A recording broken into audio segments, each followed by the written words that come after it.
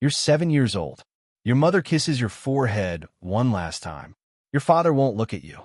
The heavy wooden doors of the monastery close behind you, and you turn back, but they're already gone. You don't know it yet, but you will never leave this place. Not because you chose God, because your family chose to erase you. This is the story of what happened to noble girls who were given to medieval monasteries. What these holy places did to them was so systematic, so complete, that calling it protection would be a lie. And by the end, you'll understand why these girls would have preferred almost anything else. What you're about to hear is not a story of faith. It's a story of control. Medieval Europe, the 11th through 15th centuries. You are born into nobility, a world of stone castles, political marriages, and family alliances that determine whether kingdoms rise or fall. But you are a daughter, and that changes everything. Your father has three options for you: marry you off to secure an alliance, keep you at home as a burden, or send you to a monastery. The third option is sold as mercy, as protection, as a holy calling. She will be safe there, your mother is told. The church will care for her. She will have food, shelter, and education. She will serve God. But here's what they don't say. Once you enter, you cannot leave. Ever. At 7, 8, maybe 10 years old, you're brought to the gates. Sometimes your parents bring a dowry, land, money, titles donated to the monastery in exchange for taking you in. You're called an oblate, a child offered to God. It sounds noble. It sounds voluntary. It is neither. You are too young to understand what this means. Too young to consent. But the church doesn't care. Canon law allows it. Encourage it even. You are a gift. A transaction. A problem solved. And the moment those doors close, your life as a noble girl ends. Let's put you there. You're standing in a cold stone corridor. The walls are gray. The air smells like incense and damp earth. A nun takes your hand. Her grip is firm, not kind, and leads you to a small room. This is where you will sleep. The bed is a wooden plank with a thin blanket. There is no window. You ask when your parents will visit. She doesn't answer. You're given a rough woolen habit to wear. It scratches your skin. Your noble clothes, the embroidered silk, the soft fabrics you've known all your life, are taken away. You will never see them again. You are told this is humility. This is how you serve God now. But you don't feel holy. You feel afraid. The other girls here are like you, daughters of lords, knights, counts. Some are older. Their eyes are empty. They don't speak unless spoken to. You try to ask one of them what happens next. She looks at you with something like pity. Then she looks away. If you're starting to feel the weight of this, if you're realizing how trapped these girls were, hit that like button. Because what comes next is going to make this look merciful. And if you want to keep uncovering the history they don't teach, subscribe. This channel exists to pull back the curtain on the darkest corners of the past. Don't let the algorithm bury this. The rules are explained to you on the first day. You will rise before dawn. You will pray. You will work. You will pray again. You will eat in silence. You will sleep when you're told. You will speak only when necessary. You will obey without question. You're not here to think. You are here to submit. At first, you try to follow the rules. You're a child. You want to be good. You want to believe this is temporary, that if you do everything right, maybe your parents will come back for you. But they don't. Weeks pass, then months. You stop counting. The work begins. You're assigned tasks: cleaning the chapel, scrubbing floors, working in the gardens, copying manuscripts in the scriptorium. Your hands blister. Your back aches. You're 7 years old, and you're doing the labor of servant. But you're told this is holy work. This is your purpose now. The older girls warn you. Don't complain. Don't cry. Don't ask to leave. Because punishment here is not gentle. You start to notice something. There are no visitors, no letters, no news from the outside world. You ask about your family once, twice. You're told it's sinful to cling to earthly attachments. You're told your family gave you to God, and a question that is to reject his will. So you stop asking. But at night, lying on that wooden plank, you wonder, did they forget you? Or did they want to forget you? The truth, which you'll never be told, is this: you were inconvenient. Maybe your father had too many daughters and not enough sons. Maybe your mother died and your father remarried. His new wife didn't want you around. Maybe you were sickly or difficult or just born at the wrong time. Maybe your family needed to donate land to the church for a political favor, and you were part of the deal. You were not sent here for your soul. You were sent here because you were in the way. And now, the monastery owns you. You're 12 now, maybe 13. You've been here for years. You've learned the routines. You've learned not to hope. Then one day, you're called into a room. The abbess is there, a priest. They tell you it's time to take your vows. You hesitate. You don't want to be a nun. You never wanted this. But they don't ask what you want. They explain that you've been living here under the church's care. You've eaten their food, slept under their roof, been educated by their grace. You owe them. And the only way to repay that debt is to dedicate your life to God. You're told it's a choice, but you're also told that if you refuse, you'll be thrown out. No money, no family to return to, no place in the world. You'll be a disgrace, a sinner, a burden no one will take. So you take the vows. You kneel. You repeat the words. You feel the weight of the veil placed on your head. And with that, your life is sealed. You're no longer a girl. You are a nun. Forever. But here's the thing they didn't tell you. Once you take those vows, you are legally dead to the outside world. You cannot inherit. You cannot marry. You cannot leave. If your father dies and leaves you land, it goes to the church. If your brother becomes powerful and wants to bring you home, too bad. You belong to God now, which means you belong to the monastery. And the monastery will use you. Some of you are put to work in the infirmary, caring for the sick, the dying, the contagious. Some of you are sent to the kitchens, the laundries, the fields. The most educated among you are put in the scriptorium, copying religious texts for hours until your eyes burn and your fingers cramp. You are never paid. You are never thanked. You are never free. And if you resist, if you complain, if you try to run, punishment is swift. You're locked in a cell, starved, beaten, humiliated in front of the others as a warning. Some girls are put in solitary confinement for weeks. Some are shackled. Some simply disappear into the lower chambers, and no one speaks of them again. Because here's the truth. The church can do whatever it wants to you. You have no family to protect you. No legal rights. No voice. You are invisible. And the worst part? This is only the beginning. Because what happens next, what these monasteries did to the girls who resisted, who broke down, who tried to reclaim their lives, is so calculated, so cruel, that it makes everything you've heard so far seem like preparation.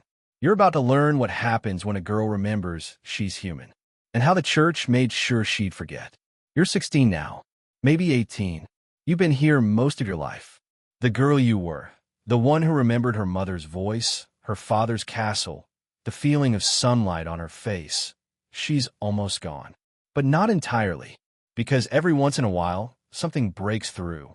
A memory, a dream, a desperate, clawing feeling that this isn't what life is supposed to be. And that's when the monastery tightens its grip. You're not allowed to use your birth name anymore. You were given a new one when you took your vows, something plain, something that erases who you were. Sister Mary, Sister Agnes, Sister Catherine, it doesn't matter. The point is, you're not you anymore. You're forbidden from speaking about your past, your family, your childhood. To mention your noble blood is considered prideful, a sin. So you bury it. You pretend you never had a life before this. But late at night, alone in the dark, you remember. You remember your mother's laugh, the way your father's hall smelled of roasted meat and wood smoke, the games you played with your siblings, the life you were supposed to have. And it destroys you. Some girls break quietly. They stop eating, stop speaking. They become hollow, moving through the routines like ghosts. The nuns call it spiritual melancholy. They say it's the devil testing your faith. But it's not the devil. It's grief. It's a trauma. It's the slow, crushing realization that you were abandoned. Other girls break loudly. They scream. They refuse to pray. They throw themselves at the doors, begging to be let out. These girls are dealt with swiftly. Let's say you're one of them. Let's say you've reached your limit. You stand up during prayer and shout that you don't want to be here, that you never chose this, that you want to go home. The room goes silent. The abbess doesn't yell. She doesn't have to. She simply nods to two of the older nuns, and they take you by the arms. You struggle, but it doesn't matter. You're dragged down a narrow staircase into the lower levels of the monastery, places you've never been allowed to see. There's a room down here. Small. Stone. No light except what seeps through a crack in the door. They lock you inside. You scream. You bang on the door until your hands are bruised. You beg. You sob. No one comes. Hours pass. Then days. You lose track of time. You're given a piece of bread and a cup of water once a day, slid under the door like you're an animal. The cold seeps into your bones. The silence drives you mad. And when they finally let you out, you're different. You don't scream anymore. You don't fight. You've learned the lesson. Resistance only makes it worse. But solitary confinement isn't the only tool they use. Some girls are subjected to public humiliation. You're made to kneel in front of the entire convent and confess your sins, real or imagined. You're forced to beg for forgiveness, to kiss the feet of the abbess, to declare that you are wicked, ungrateful, possessed by pride. The other nuns watch in silence. They've seen this before. Some of them went through it themselves. And you learn, this place doesn't just control your body. It controls your mind, your sense of self, your ability to believe you deserve anything better. Some girls are given extra labor as punishment, forced to scrub the same floor for hours, to carry heavy stones from one side of the courtyard to the other for no reason, to stand in the cold without a cloak until they collapse. It's not about discipline. It's about breaking you. And it works. Because after months, sometimes years, of this, you stop seeing yourself as a person. You start to believe what they tell you, that you are nothing, that you're only worthy if you obey, that suffering is holy, and to want anything else is sin. You become what they want you to be, a tool, a shadow, a body that prays and works and never, ever asks for more. If this is making you angry, if you're realizing how trapped and powerless these girls were, leave a comment. Tell me what you're thinking. Because this is the history they don't teach. This is the truth that got buried under centuries of holy narratives. And if you're not subscribed yet, do it now. Because we're about to go even deeper. And what comes next will show you just how far the church was willing to go to keep these girls silent. But not every girl gave up. Some tried to run. Let's put you there again. You're 20 now. You've been here 13 years. You've endured the cold, the labor, the punishment, the erasure. But something inside you hasn't died yet. Maybe it's a memory. Maybe it's rage. Maybe it's just the stubborn, human refusal to disappear. You wait for your moment. One night, when the other nuns are asleep, you slip out of your cell. Your heart is pounding so hard you think it'll give you away. You move through the corridors like a ghost, avoiding the places you know the abbess patrols. You reach the outer door. It's locked, but you've been watching. You know where they keep the key. You take it. Your hands are shaking. You unlock the door. You step outside. For the first time in over a decade, you breathe free air. And you run. You don't get far. Maybe you make it to the edge of the monastery grounds. Maybe you reach the nearest village. Maybe you even find someone, a merchant, a traveler, and beg them to help you. But here's the problem. You're wearing a nun's habit. Everyone knows what that means. And everyone knows the punishment for helping a runaway nun. So they turn you away.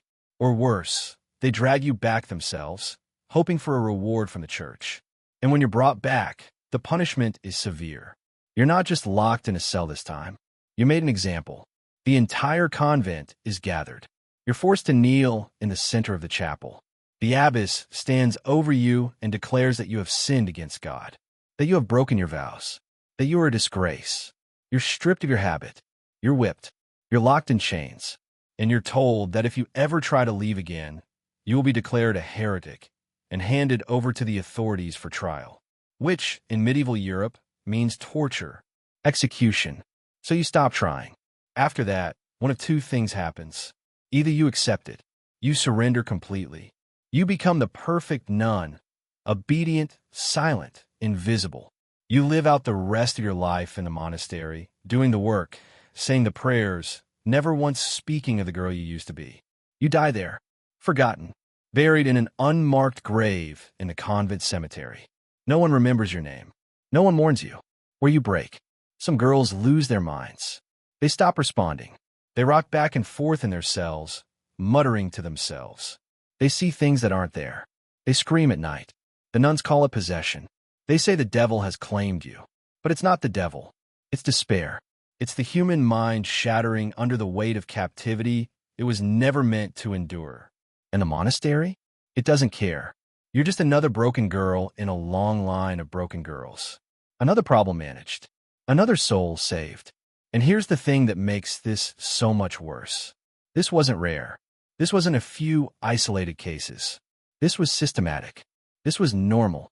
Across Europe, for centuries, noble families used monasteries as dumping grounds for inconvenient daughters.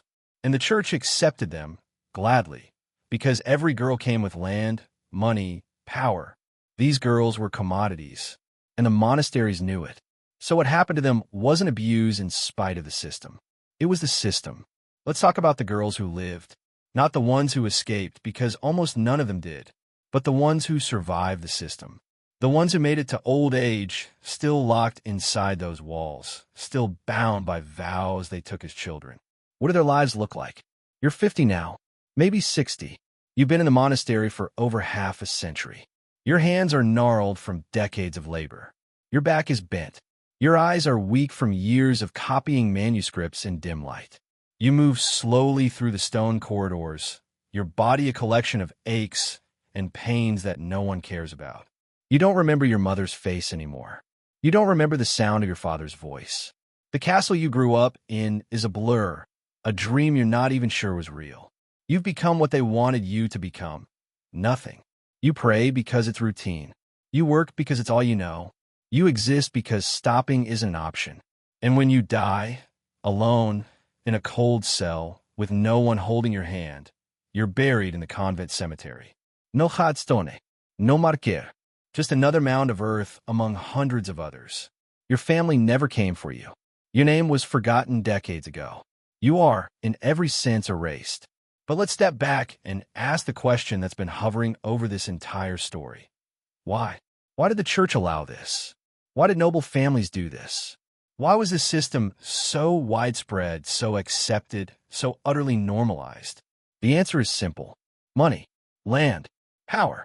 When a noble family sent a daughter to a monastery, they didn't just get rid of a problem. They made a profit. The girl came with a dowry. Lands, titles, estates, all donated to the church in exchange for taking her in. And once she took her vows, that wealth stayed with the church. Forever.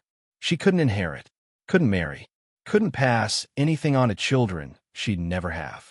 Everything she might have owned became property of the monastery.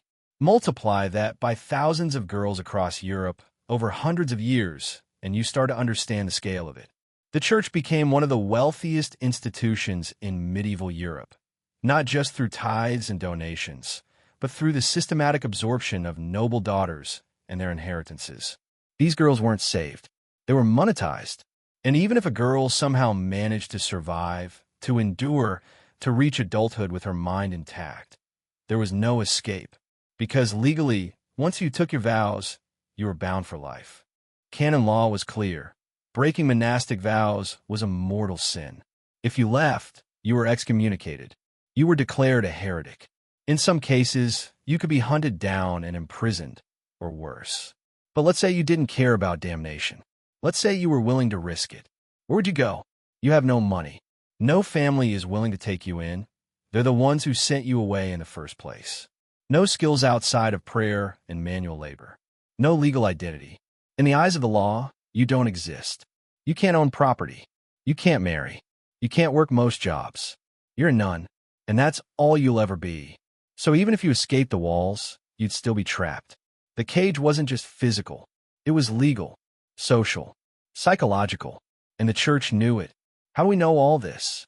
Because some of these girls left traces. Monastic records, letters smuggled out, confessions recorded during church investigations, accounts from women who, in rare cases, were released due to technicalities or family intervention.